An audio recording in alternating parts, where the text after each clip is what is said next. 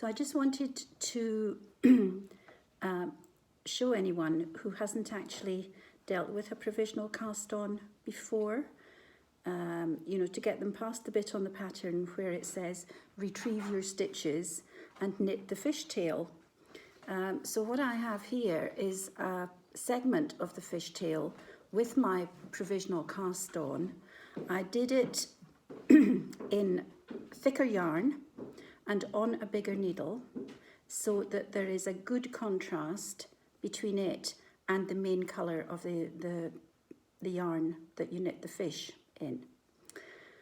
And then what I'm going to do is I have a needle here with a different colour of yarn, and I'm going to pick up the loops that you can see quite clearly in the back there, and I'm going to create what they call a lifeline. So one loop for each stitch, so you're going to want 14 loops, and that will mean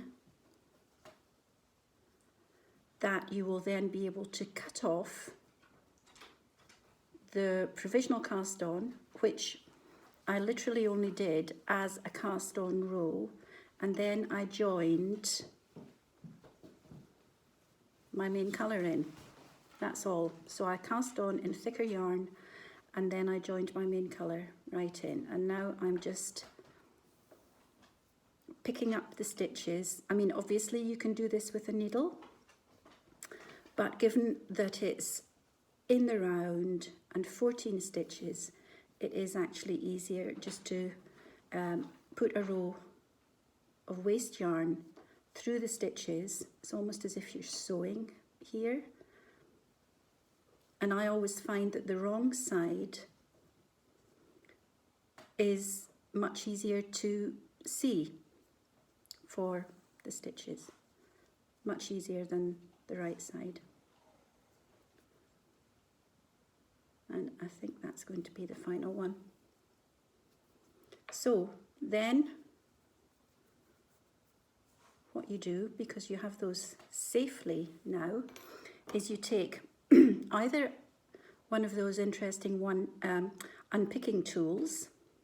I have one sitting at home, but I don't have one here in the studio.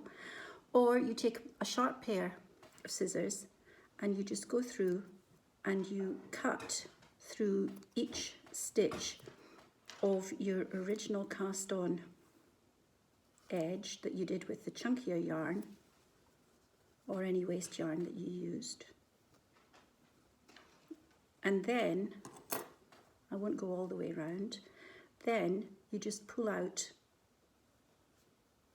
the cut off bits and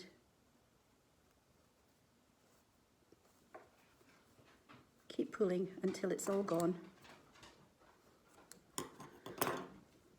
Make sure you don't cut your main yarn, whatever you do. So then you have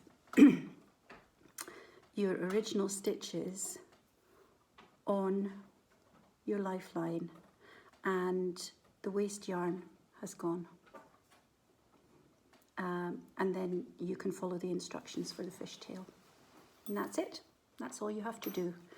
So this is the bit that I'm at here.